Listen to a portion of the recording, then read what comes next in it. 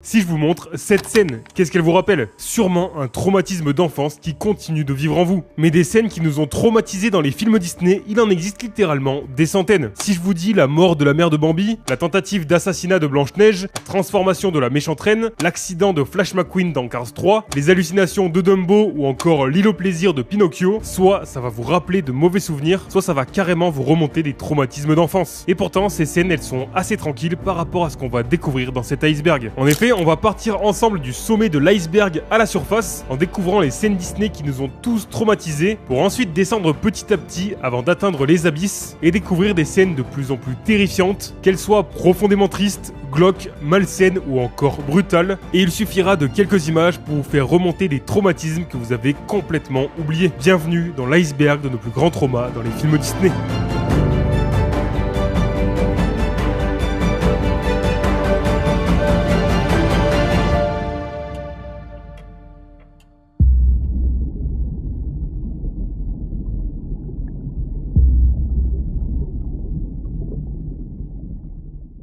On va commencer directement dans le dur, pas par une scène terrifiante, ni une scène glauque d'ailleurs, mais par une scène qui a quand même traumatisé toute une génération. Si je vous montre cette scène, j'imagine que littéralement tout le monde la connaît et qu'au moins 90% des gens ont lâché une petite larme. Et quand je vous ai demandé sur Instagram quelle scène Disney vous avez le plus traumatisé, je pense que la scène de la mort de Mufasa est celle qui est revenue le plus souvent. Et en même temps, c'est normal. On se retrouve donc dans le Roi Lion, on est vers le début du film. Mufasa est au sommet de la Terre des Lions et il a un fils qui se nomme Simba. Mais on arrive à un moment du film où Simba se retrouve dans une sorte de canyon. Il essaie de faire peur à une sorte d'iguane et là, tout d'un coup... Et déjà rien que cette tête de Simba, elle nous a tous traumatisés je pense. Au final, Mufasa arrive, il va pour sauver son fils, il se fait bousculer par les gnous, il est à 2 doigts de se faire piétiner. Il réussit à récupérer Simba et à le déposer en hauteur en sécurité. Et là il se retrouve propulsé en arrière, Simba le perd de vue, puis il finit par réapparaître de nulle part et à s'accrocher à la paroi. Il tente difficilement d'escalader, on voit Scar au-dessus de Mufasa, Mufasa lui demande de l'aide, et là... Longue vie au roi.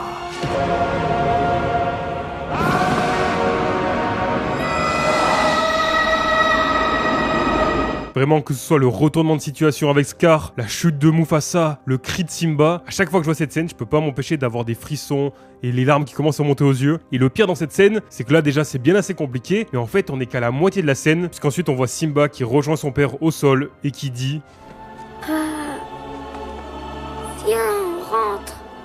Là, ça finit de nous briser le cœur, puis Scar finit par arriver, et là, il fait la chose la plus horrible, puisqu'il joue avec la naïveté de Simba, et lui fait croire que c'est de sa faute que son père est mort. Il dit à Simba de partir et de ne plus jamais revenir, et il envoie même ses hyènes pour le tuer. Donc vraiment, à chaque fois, cette scène, elle nous attrape et elle nous lâche jamais. Et je pense que c'était la meilleure ou la pire scène pour commencer cet iceberg, et ne vous inquiétez pas, ça va être de pire en pire.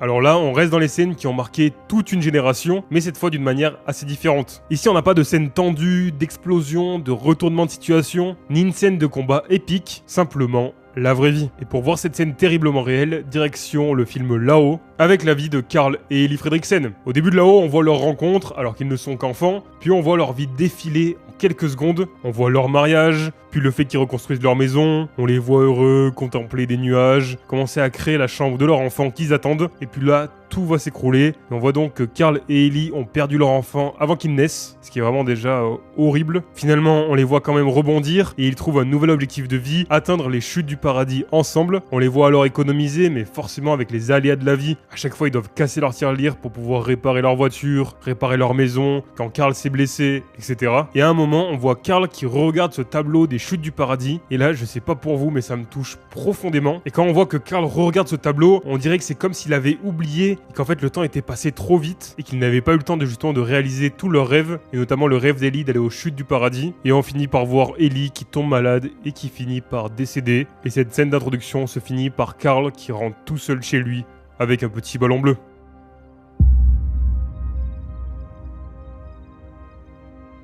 On continue dans les scènes qui nous ont tous traumatisés. Nous voilà alors dans le film Bambi. À ce moment, on est vers les 3/4 du film. On voit Bambi et sa mère qui sont en train de chercher de la nourriture et ils finissent par trouver un petit carré d'herbe au milieu de la neige. On les voit alors manger, puis tout d'un coup, La mère de Bambi lève la tête, comme si elle avait repéré quelque chose. Bambi et sa mère se mettent alors à courir à toute vitesse, et je vous laisse la suite de la scène.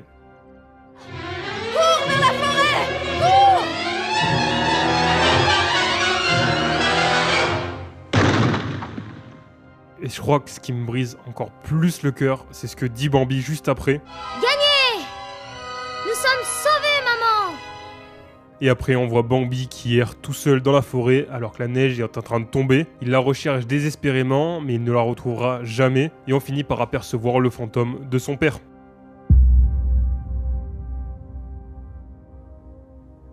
Juste avant, on vient de voir la scène de Bambi où tout se passe hors champ. Mais là, pour le coup, on va complètement changer d'ambiance, puisque ce qu'on va voir est très explicite. Et pour ça, on va se diriger vers la scène du chasseur. Déjà, je suis sûr que rien qu'en disant le nom, il y en a qui ont des frissons dans le dos. Et donc, pour le contexte, on est au début du film. Et la méchante reine décide de faire appel à un chasseur pour se débarrasser de Blanche-Neige, qui est, comme vous le savez, la plus belle du royaume. Sauf que justement, la méchante reine veut que ce soit elle, la plus belle du royaume, pas une autre. Et elle décide alors de faire appel à un chasseur qui doit la tuer, pour enfin demander à son miroir qui est la plus belle et que ce soit elle la plus belle. La scène commence, on voit alors Blanche-Neige qui cueille des fleurs, mais on voit en arrière-plan le chasseur et son cheval. Blanche-Neige commence à discuter avec un petit oiseau, et là, on voit le chasseur qui sort son couteau, il s'approche de plus en plus de Blanche-Neige. Déjà, si on met pause, regardez juste ce regard. Je sais pas, déjà, ce chasseur, il fait peur. Je sais pas comment l'expliquer. Il y a vraiment ce côté ultra malsain. C'est un peu un mélange entre des vieux dessins et le côté où il est méchant. Mais je sais pas, avec ses yeux verts perçants, ça fait vraiment peur. On voit finalement l'ombre du chasseur qui apparaît derrière Blanche-Neige, qui lève le couteau vers elle.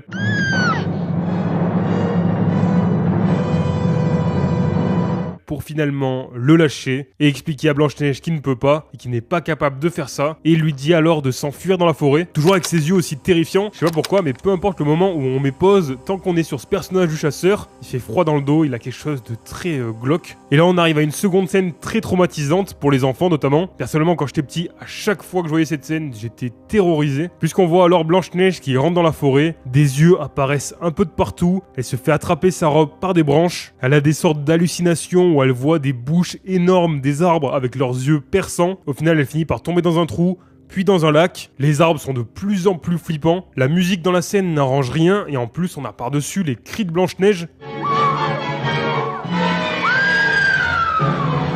Et ces cris, vraiment, ils sont saisissants. Et là, on se retrouve face à des screamers. Alors oui, en tant qu'adulte, cette scène, elle fait juste peur. Mais pour des enfants, ça, je vous garantis, c'est des screamers. La scène devient de plus en plus oppressante, et ça finit par le cri de Blanche-Neige.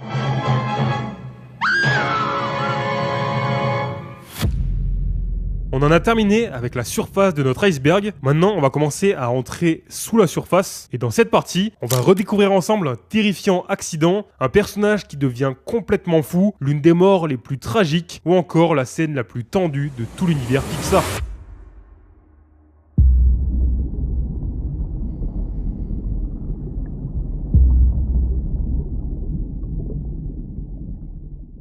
À partir de maintenant, on va continuer de voir des scènes toujours plus traumatisantes, mais celles-ci, on n'y pense pas directement quand on nous pose la question, et pourtant, elles vous ont forcément marqué si vous les avez vues. Lorsque je vous ai demandé sur Instagram quelle scène vous avez le plus traumatisé, une scène est revenue plusieurs fois, une scène de l'univers de Cars, et plus précisément de Cars 3. Vous le savez sûrement, mais Flash McQueen est une légende de la course automobile, mais au début de Cars 3, on a une nouvelle génération de bolides high-tech, plus jeunes, plus puissants et plus aérodynamiques, qui commence à prendre sa place sur les circuits. Parmi eux, on a notamment Jackson Storm, qui est très arrogant mais ultra performant, qui symbolise en fait la relève de Flash. Et là on arrive à la course de la dernière chance pour Flash, celle où il doit prouver qu'il reste le meilleur ou alors s'en aller pour toujours. Au départ, Flash est concentré mais il est vraiment tendu. Flash McQueen et Storm sont au coude à coude, ils s'arrêtent tous les deux au stand. Mais Flash veut repartir plus vite que son rival, il dit alors à Guido de se dépêcher, et il finit par partir sans que les réparations soient terminées. Flash repart avant Storm, mais au final Storm le rattrape rapidement. Flash est désemparé, il voit qu'il prend de plus en plus de retard, il accélère, la musique commence à devenir tragique, et là...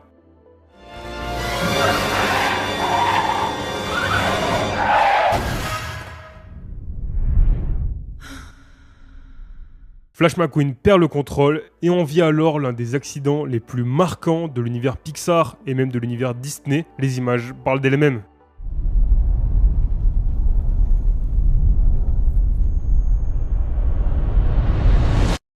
Et vraiment, tout dans cette scène est fait pour nous marquer. On sent que Flash veut donner tout ce qu'il peut. Déjà, quand on voit la perte de contrôle, on sait que ça va mal se passer. Mais ce qui est vraiment fort dans cette scène, c'est qu'au début, quand Flash s'envole, la musique se coupe, on n'a plus que des effets de son. La scène est au ralenti, ce qui augmente la puissance de la scène justement. Et ce qui est vraiment le plus marquant dans tous ces plans, c'est au moment où Flash touche le sol.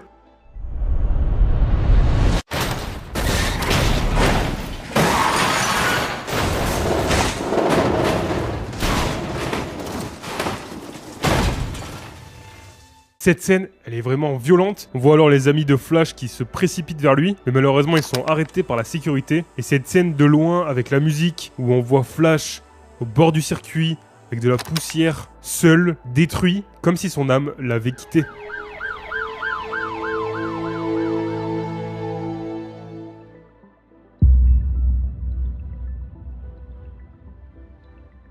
Au-delà des scènes tristes dans les films Pixar, on a aussi des scènes qui nous ont bien fait flipper quand on était plus jeunes, voire qui nous mettent même encore mal à l'aise aujourd'hui. Si je vous dis un personnage qui nous terrifie dans l'univers de Toy Story, rapidement vous pensez à Sid, évidemment. Et la scène la plus terrifiante avec Sid se trouve logiquement dans Toy Story 1. En effet, vous vous rappelez sûrement du moment où Buzz et Woody se retrouvent prisonniers chez Sid et qu'ils font la rencontre de jouets étranges. Déjà on voit cette scène dans la chambre de Sid, qui est un peu une sorte de laboratoire.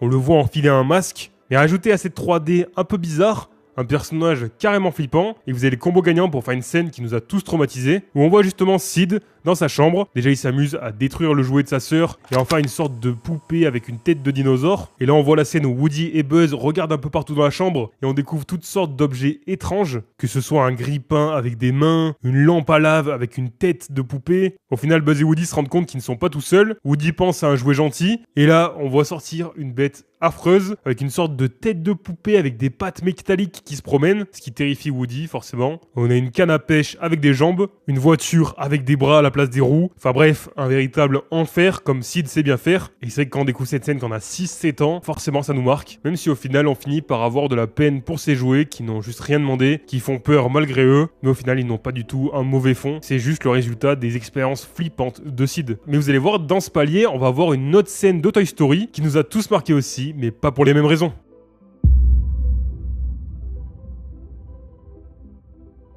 Et si on allait faire un petit tour du côté du monde de Nemo. Mais pour ça, il faut se diriger vers le moment où Marin et Dory croisent un groupe de requins, avec Bruce, Chummy et l'enclume. À ce moment du film, vous le savez, Marin a perdu son fils Nemo, qui s'est fait kidnapper par des humains et qui se retrouve dans un aquarium chez un dentiste. Mais donc on voit cette scène avec ces 3 requins qui expliquent qu'ils ne touchent plus aux poissons, qu'ils ne sont plus accros à ça et qui justement font attention. Du coup à ce moment-là, on a une sorte de gentillesse qui se développe pour ces requins. On se dit qu'ils sont plutôt marrants et qu'ils ont l'air assez sympas. Et là, par malheur, Dory finit par se blesser. Du sang se répand jusqu'aux narines de Bruce. Et là, on voit que Bruce sent le sang. Ses yeux changent complètement. Sa pupille se dilate jusqu'à ce qu'il n'y ait plus de blanc. Les autres requins sautent sur Bruce pour l'empêcher de manger Marin et Dory. Et là, Bruce devient complètement fou. Et vraiment, c'est dérangeant. Et je pense que le choc du moment où on passe d'un requin qu'on aime plutôt bien, qu'on trouve assez marrant et plutôt gentil, à un requin complètement terrifiant qui perd toute son âme, ça fait vraiment peur. On le voit poursuivre à toute vitesse dans cette épave. Il se cogne contre les murs pour les attraper. À un moment, il y a même cette scène qui est une référence au film d'horreur Shining. Et cette scène fait partie des scènes les plus traumatisantes de Nemo.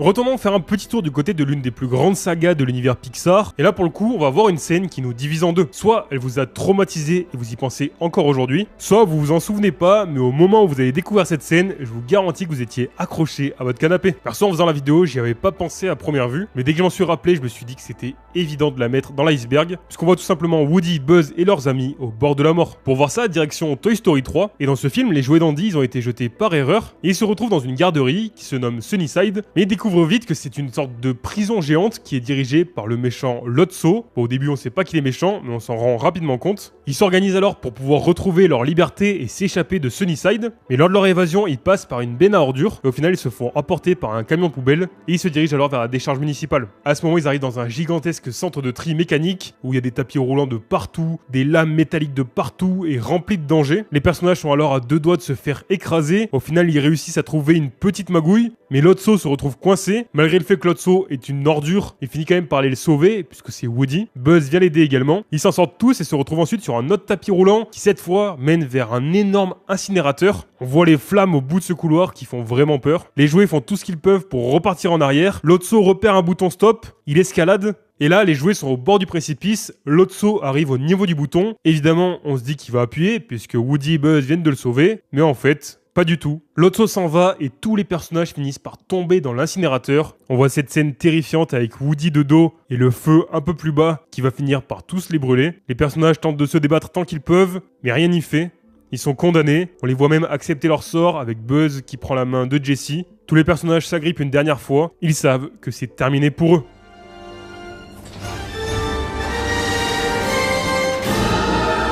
Et non, finalement, ils finissent par être sauvés in extremis par des personnages auxquels on ne s'attendait pas du tout à ce moment-là.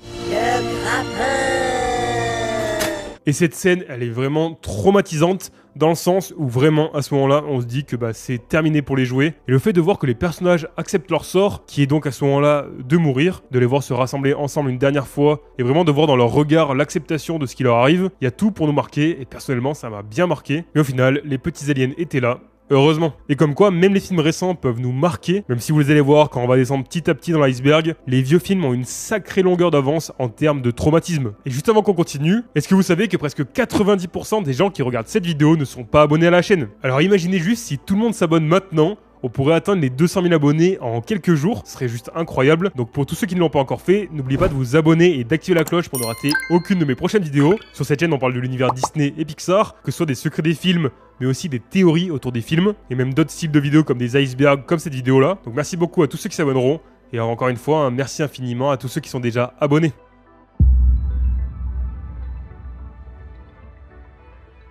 Alors là, on va voir une scène à laquelle j'avais pas du tout pensé, mais heureusement que vous étiez là pour me la rappeler, car c'est évident. Pour ça, direction le film Les Nouveaux Héros. Pour Hiro, Tadashi, c'est vraiment son mentor, et dans une scène où on les voit discuter tous les deux en dehors d'une expo, tout d'un coup, un incendie éclate dans le bâtiment, et on apprend que le professeur Callaghan est coincé à l'intérieur. Forcément, Tadashi, c'est un héros, il décide alors de porter secours à son professeur, on le voit alors partir dans le bâtiment en flammes, sa casquette s'envole, Hiro finit par la récupérer, et là...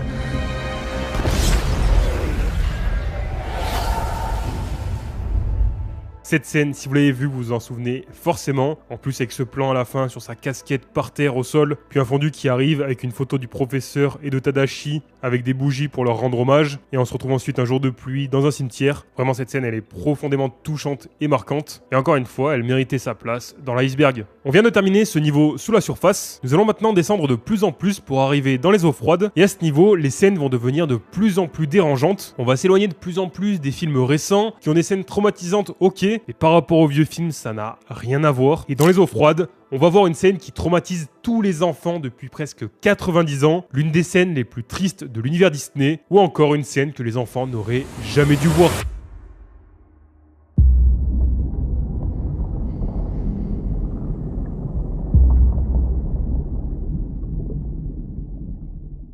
Pour commencer de la meilleure des manières ce niveau des eaux froides, comment ne pas parler de cette scène? Juste avec cette image, je suis sûr que certains ont eu des frissons dans le dos, ou au moins une sensation de malaise profond qui fait remonter des traumas d'enfance. Je pense que vous connaissez l'histoire. En fait, à ce moment-là, la méchante reine se rend compte que le chasseur lui a menti, qu'il n'a pas ramené le cœur de Blanche-Neige, mais le cœur d'une biche. Et là, on voit la méchante reine descendre ses escaliers. Rien que ça, je sais pas pour vous, ça me rappelle quelque chose. Mais déjà, dans cette scène, tout est flippant, c'est sombre, il y a des crânes un peu partout. Il y a même ce moment avec de la fumée qui se transforme en fantôme avec un cri. Un hurlement d'effroi. Et là, on arrive enfin au moment où la méchante reine boit la potion.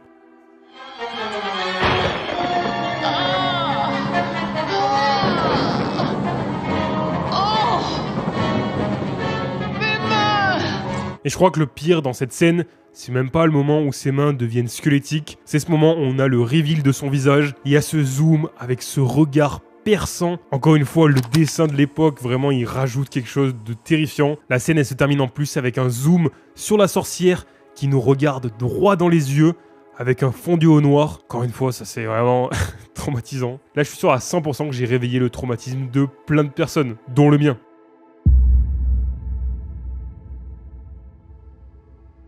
Pour terminer avec le niveau sous la surface, on va faire un tour vers un film très récent, Alerte Rouge, et dans ce film on découvre Mei Lee, qui vit avec ses parents et qui est fan avec ses amis des Four Towns, mais un soir, alors que Mei est en train de s'endormir, elle fait un cauchemar, et la scène parle d'elle-même.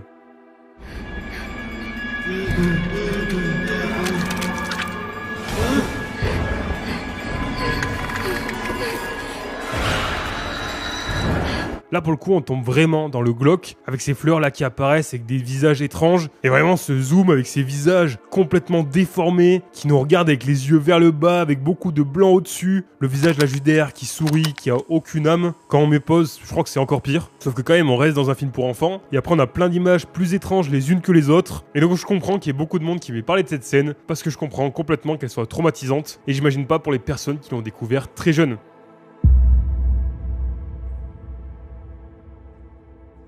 Alors maintenant, on va faire un tour vers un film que très peu de personnes ont vu. Je pense que c'est le film Disney que le moins de monde aura vu dans cette vidéo, c'est sûr. Et si je vous dis qu'il est sorti en 1947, vieux film Disney, vous avez compris, il va y avoir une ambiance bien pesante. Et en gros, ce film, il se nomme Le Crapaud et le Maître d'école. Et en gros, nous, c'est la seconde moitié du film qui nous intéresse. Et ça raconte l'histoire d'Archibald Crane, un instituteur qui est assez étrange et qui arrive dans un village paisible où il va enseigner. Mais à un moment, il y a la fête d'Halloween qui arrive au village. Et autour du feu, un personnage du nom de Brom Bounce raconte une légende, celle du cavalier sans tête, un ancien soldat qui est revenu hanter la forêt à la recherche d'une nouvelle tête. Le personnage principal, forcément, il y croit pas du tout. Mais le problème, c'est que quand il repart seul dans la nuit, tout va basculer. En effet, il repart avec son cheval, et là, dans la forêt, tout lui fait plus ou moins peur. Chaque ombre, chaque mouvement l'effraie complètement. Ces histoires, elles commencent un peu à le travailler. Il entend d'un coup les bruits de pas d'un cheval, il est terrorisé. Il se dit que ça y est, le cavalier sans tête l'attaque. Mais au final, non, pas du tout. C'était juste des fleurs qui tapaient sur un bout de bois. Et là, au final, il se met à rigoler.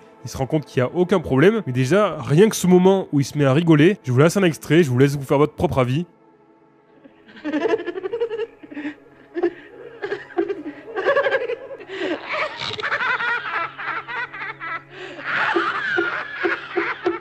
Alors, je sais pas pour vous, moi, ça me terrorise. Son rire là, beaucoup trop forcé, il en fait toujours plus, avec ses gros yeux là, bien globuleux. Encore une fois, il y a ce côté vieux dessin, je sais pas, tout est bizarre, les formes, l'ambiance, le rire. Ce rire là qui résonne un peu, il est un peu difforme. Et là, pour le coup, on n'a même pas encore vu le moment qui est censé faire peur, puisque là, tout d'un coup...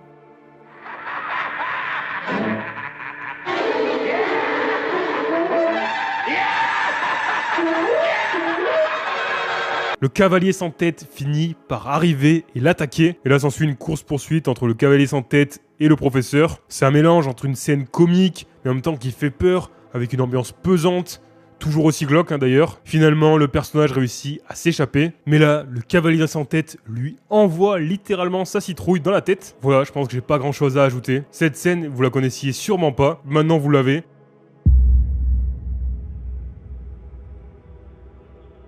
Pour terminer ce niveau de notre iceberg, allons faire un petit tour du côté des aventures de Winnie l'ourson. Alors oui, on s'attend pas du tout à avoir une scène traumatisante dans Winnie l'ourson, et pourtant cette scène elle est tellement étrange que quand tu la vois quand t'es enfant, tu comprends pas vraiment ce qui t'arrive, et adulte, c'est encore plus dérangeant. Pour le contexte, on sait que Winnie, il est obsédé par une seule chose, c'est le miel. Il en rêve, littéralement. Mais ses amis, ils l'ont mis en garde de quelque chose, c'est que le miel attire des voleurs dangereux, qui se nomment les effélants et les nouifs, qui sont en fait des créatures étranges, insaisissables, et qui veulent tout voler. Et cette petite phrase, elle se glisse dans l'inconscient de Winnie, et lorsqu'il s'endort, il part pour un voyage particulier. Au début, on commence à voir des petits pots un peu bizarres, puis finalement un éléphant à carreaux qui se transforme en une autre bête pour redevenir un éléphant avec une énorme tête. Et là, on a cette scène avec ses yeux verts qui finissent par nous regarder tout droit. Vraiment, ça nous transperce ce regard. Et vraiment, déjà, on comprend pas vraiment ce qui se passe, mais c'est clairement pas terminé, puisqu'après, les formes commencent à se mélanger, à se transformer en éléphants. Des centaines d'éléphants apparaissent. Là, on a un éléphant avec un parapluie et un yo-yo qui se transforme ensuite en loup, puis dans un pot. Et je pense la scène qui est la plus dérangeante, c'est à ce moment-là où on voit deux sortes d'éléphants qui dansent dans du miel. Et je sais pas comment l'expliquer, mais je trouve qu'il y a un problème dans la forme des personnages. On les voit, ils sont un peu cubiques. Genre quand on regarde leur trompe, c'est pas vraiment rond, c'est un peu cubique, ouais. Les traits du visage sont très marqués. Et regardez-moi juste, tu le regardes cet éléphant, il est complètement vide, comme s'il ne ressentait rien. Toute cette scène n'a aucun sens. Elle est pesante, glauque, et vraiment l'image de ces personnages reste dans ma tête. On vient de terminer le niveau des eaux froides de notre iceberg. À partir de maintenant, nous allons plonger dans les grandes profondeurs. Ici, la lumière commence à se faire rare, et dans ce niveau, on va avoir l'une des scènes les plus dérangeantes dans un classique Disney, ou encore une scène traumatisante d'un film que personne ne veut revoir aujourd'hui.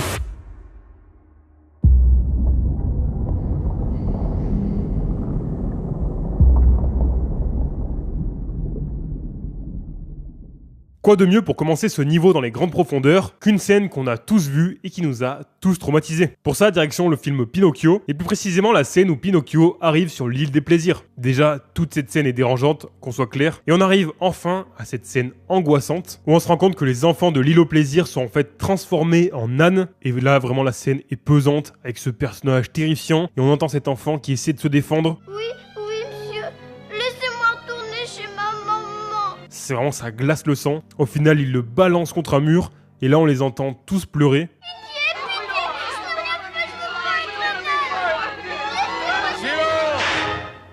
Déjà, on pourrait s'arrêter là, que la scène est déjà bien assez terrifiante, mais ça continue, parce qu'après on retrouve Pinocchio et son ami, et on le voit alors se transformer en âne, d'abord avec des oreilles, puis après tout son visage, et là Pinocchio fait ça.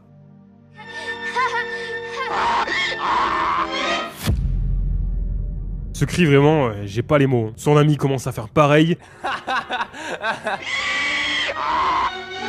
Ses mains deviennent des sabots et on voit l'ombre de ce personnage qui se transforme en âne et qui finit par hurler à la fin.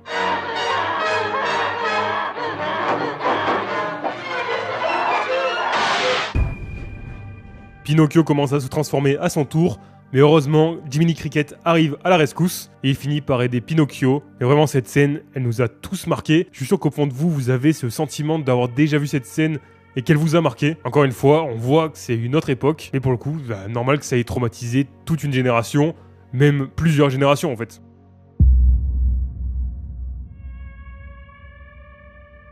On arrive à une autre scène que tout le monde a vue, parce qu'elle vient encore une fois de l'un des plus grands classiques Disney, Dumbo. Et là pour le coup, je suis sûr que quand je vous dis Dumbo plus scène terrifiante, vous faites rapidement le lien. À ce moment du film, Dumbo, il est triste, il est rejeté, il est même complètement isolé. Son seul ami, c'est une petite souris qui se nomme Timothée. Et après une performance particulièrement humiliante, pour se réconforter, ils boivent dans un seau d'eau. Sauf que ce qu'ils savent pas, c'est qu'à l'intérieur, c'est pas du tout de l'eau, mais c'est tout simplement du champagne. Donc en gros, à ce moment du film, Dumbo, il est complètement pompette. Et du coup, on voit ça.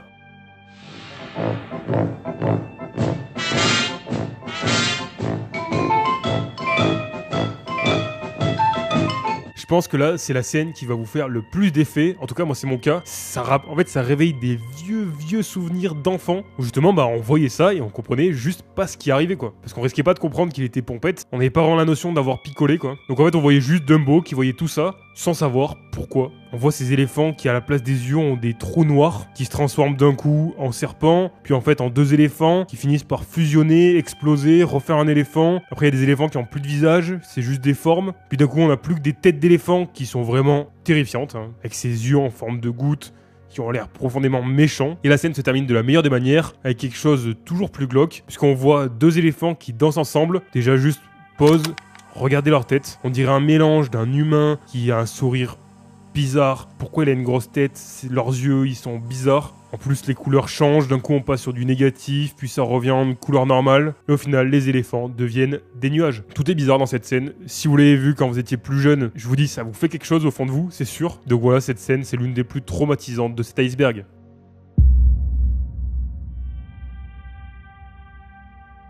On va maintenant faire un tour vers un film très particulier qui se nomme Fantasia. En fait, Fantasia, c'est un film un peu expérimental où en fait chaque séquence est mise en œuvre par un orchestre qui joue des musiques. Il n'y a pas de dialogue, il n'y a pas vraiment de scénario, seulement de la musique, des images. Et la scène qui nous intéresse vraiment, c'est la scène du Mont Chauve à la toute fin du film, qui met en scène un personnage qui se nomme Chernabog, qui est un démon gigantesque, une sorte d'entité maléfique qui est niché au sommet d'une montagne noire et il se réveille une fois la nuit tombée, il étend ses ailes et il invoque des esprits maléfiques. Encore une fois, on voit que c'est un vieux film Disney parce que vraiment l'atmosphère est pesante. Et ce qui me marque vraiment dans cette scène, c'est ces sortes de squelettes qui s'envolent vers le ciel, des sortes d'esprits un peu bizarres. La manière dont ils sont faits, c'est vraiment ultra dérangeant. Ils sortent de là et se dirigent tous vers Chernabog. Et c'est pas fini, ça c'est juste le début. Après on voit des sortes d'esprits malfaisants qui sautent de partout et qui dansent. On a des flammes de partout, la musique est stressante. Et encore une fois, comme à leur habitude, les vieux films de Disney, ils font des petits screamers. Au final, tous les esprits finissent par retourner sur Terre. Bref, cette scène est carrément flippante.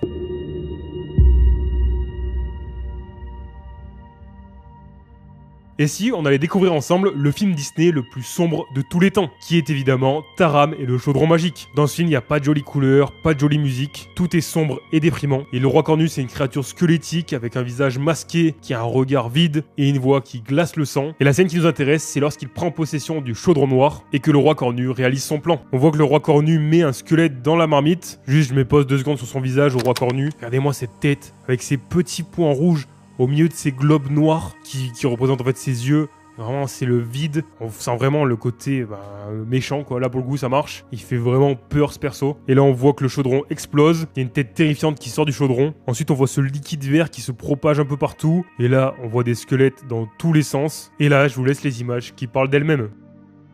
Mes guerriers bien-aimés sont revenus à la vie.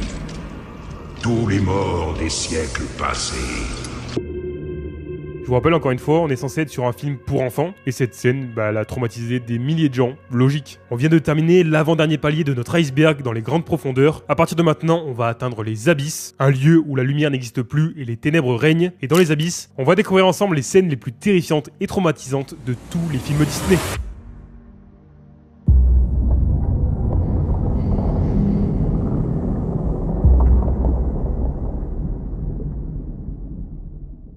On commence directement par une scène avec une mort vraiment violente. Pour ça, direction Tarzan et plus précisément la fin du film. Vous savez, Clayton, c'est le méchant de l'histoire. Il devient de plus en plus violent au cours du film. Et à la fin du film, justement, il se met à traquer Tarzan dans la jungle. Il est armé d'une machette et toute cette scène se passe de nuit. La scène est vraiment tendue. Tout se passe sous un orage. Finalement, Tarzan finit par menacer Clayton avec un fusil, mais Tarzan finit par le jeter. Clayton attrape sa machette, il tente de taper Tarzan. Tarzan saute dans les lianes. L'orage s'intensifie, les lianes commencent à s'entourer autour du cou de Clayton. Et là, Clayton et Tarzan finissent par tomber. Clayton a la liane autour du cou. Et là...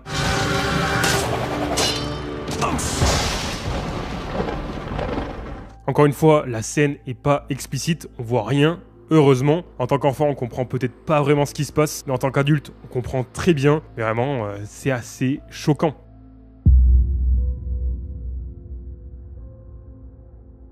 Il existe un autre film qui met en avant Mickey et ses amis, qui est carrément sombre aussi, et il se nomme Coquin de printemps, et la séquence qui nous intéresse, elle vient de la partie Mickey et le haricot magique. Et dans cette version, on voit Mickey, Dingo et Donald qui vivent ensemble, mais qui sont dans une maison pauvre.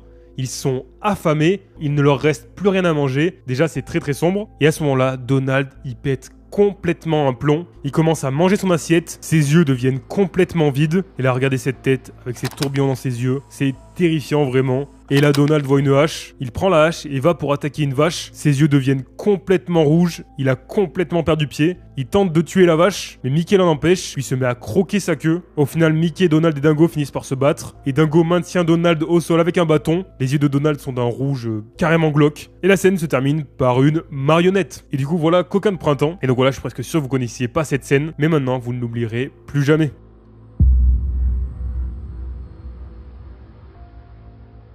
Pour moi, attention, il y a 2 teams face à ce film, ceux qui l'adorent et ceux qui le détestent. Désolé pour les fans de ce film, mais moi je fais partie de la 2e catégorie, parce que vraiment les films en stop motion, un peu pâte à modeler, là je peux pas, moi vraiment ça me met beaucoup trop mal à l'aise. Bon, même si le film est terrifiant du début à la fin pour moi, il y a une scène qui est particulièrement flippante, et cette scène c'est la mort de Oogie. Et Jack il essaye de sauver la situation, il finit par entrer dans l'antre de Oogie, ils s'affrontent, Jack esquive les pièges, et à un moment, il réussit à choper un fil qui pend du corps d'Oogie, il tire, et là...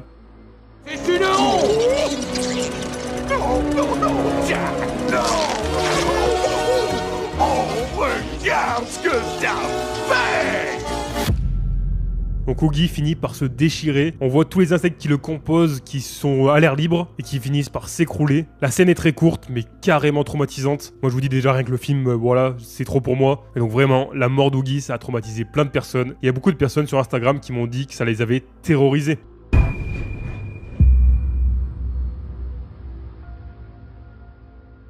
Pour terminer cet iceberg des plus grands traumatismes dans les films Disney, ça sera cette fois dans le film Qui veut la peau de Roger Rabbit. Très vite on découvre le juge Doom qui fait vraiment peur, et c'est que le début, et on sait qu'il déteste viscéralement les Toons, mais on ne sait pas vraiment pourquoi, et dans l'usine, Doom il finit par affronter Eddie Valiant, et à un moment Doom est projeté contre un rouleau compresseur, il est écrasé lentement, mais c'est que le début, puisque finalement il finit par se relever, il est complètement plat et déformé, il finit par se regonfler, et il retire enfin son faux visage, puisqu'en réalité depuis le début c'était un Toon, et là regardez-moi juste ses yeux, bon, encore une fois c'est vraiment horrible, ses yeux rouges, qui sont un peu bizarres, qui vont pas du tout avec son corps, ça dénote complètement, le mélange des deux vraiment c'est angoissant, vraiment tout dans cette scène est terrifiant, je vous laisse quelques extraits. Lorsque j'ai tué ton frère, je parlais plutôt comme ça. Et au final, le fameux liquide de la trempette qu'il avait lui-même inventé finit par se retourner contre lui. Il se retrouve alors dans ce liquide qui commence à le consumer. Et là, il se met à hurler. Je fonds, mais quel monde! Oh non! J'ai pas vu cette scène quand j'étais jeune et j'en suis bien heureux parce que je pense qu'aujourd'hui sinon je serais complètement traumatisé. Mais donc voilà, cette scène est pour le coup bien traumatisante. N'hésitez pas à me dire en commentaire pour vous quelle scène Disney vous a le plus traumatisé. J'ai envie de voir si vous aussi les scènes de cet iceberg vous ont traumatisé ou peut-être d'autres scènes que j'ai oubliées. Et si vous aimez ce genre de vidéo sur les icebergs autour de l'univers Disney, je vous conseille d'aller voir ma vidéo sur l'iceberg des plus grandes théories sur les films Pixar. Encore une fois, n'oubliez pas de vous abonner et d'activer la cloche pour ne rater aucune de mes prochaines vidéos. Moi je vous dis justement à la semaine prochaine pour une nouvelle vidéo. C'était Guide Valou. Ciao.